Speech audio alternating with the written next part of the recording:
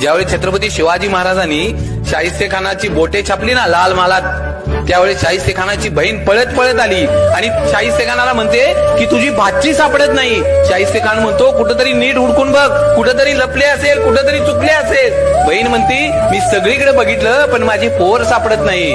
त्यावेळी ते शाहिस्तेखानाची बहीण म्हणते मला वाटतं छत्रपती शिवाजी राजांच्या मावळ्याने तिला पळवून नेला.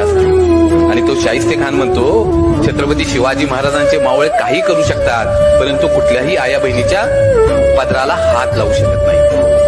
ही माझ्या राजाची पुण्य आहे. अरे तो औरंगजेब छत्रपती शिवाजी महाराजांचा सगळ्यात मोठा शत्रू, आणि ज्या दिवशी छत्रपती शिवाजी महाराजांची निधनाची बातमी त्याला कळते ना, त्यावेळी आपले दोन्ही हात त्या खुदाकडे करतो आणि त्या खुदाला मागणं मागतो, हे अल्लाह अपने जन्नत के दरवाजे खाली रखना, माँ बहनों की इज्जत करने वाला दुनिया का सबसे बड़ा योद्धा आपके पास आ रहा है. माझ्या राजाची ही पुण्य आहे.